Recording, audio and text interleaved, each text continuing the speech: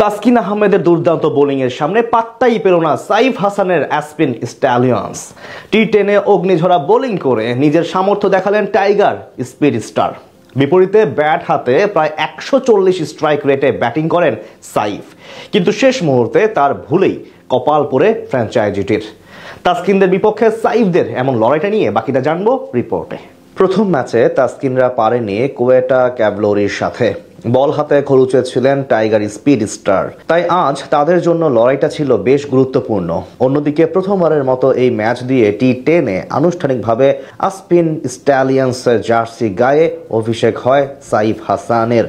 দুই টাইগার ক্রিকেটারের মধ্যকার লড়াইয়ে এদিন টসে জিতে আগে বল করার সিদ্ধান্ত নেয় অ্যাসপিন স্ট্যালিয়ন্স। বিপরীতে তাসকিনের নর্দার্ন ওয়ারিয়র্স প্রথমে ব্যাট করতে নেমে বিনুরা ফার্নান্দোর করা প্রথম ওভারে আনে 8 রান। দ্বিতীয় ওভারে ইংলিশ পেসার টাইমাল মিলসের বিপক্ষে সুবিধা করতে পারেনি ওপেনার হজরতুল্লাহ জাজাই।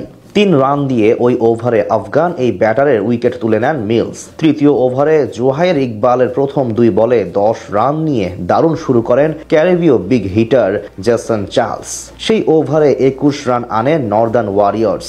পরের ওভারে হাফিজুর রহমানকে 1 ছক্কা ও 1 চার হাঁকিয়ে তুলে নেন 15 রান। মাঝে ভারতের সাবেক ক্রিকেটার হরভজন সিং এসে দিয়েছিলেন কিপটেমির পরিচয়।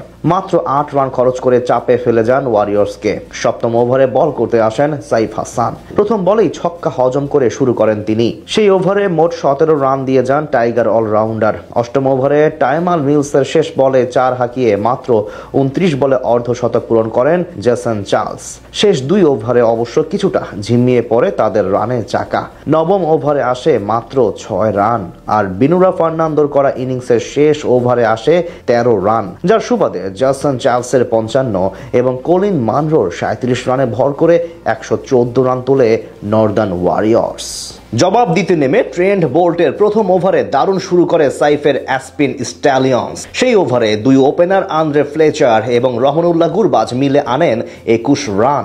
ইনিংসের দ্বিতীয় ওভারে আক্রমণে আসেন তাসকিন আহমেদ। প্রথম বলে ডট দিলেও দ্বিতীয় বলে হজম করেন বাউন্ডারি। তবে এর পরের ডেলিভারিতেই আন্দ্রে ফ্লেচারকে ডিরেক্ট বোল্ড করে 13 রানে সাজঘরে ফেরান টাইগার স্পিড স্টার। তার ওই ওভারে আসে 9 রান। তৃতীয় ওভারে ট্রেন্ট বোল্ট এসে দিয়ে যান আরো 18 রান। কিউই পেসার আজ 2 ওভারে খরচ করেন 39 রান। চতুর্থ ওভারে ওরিয়ন স্মিথের বলে থিসারা পেরেরার হাতে ক্যাচ দিয়ে বিদায় নেন 29 রান করা গুরবাজ। 5 ওভার শেষে অ্যাসপিন স্ট্যালিয়ন্সের সংগ্রহ ছিল 65 রান। ষষ্ঠ ওভারে ব্যাটিং করতে আসেন সাইফ হাসান। প্রথম 3 বলে 3 রান নেন তিনি।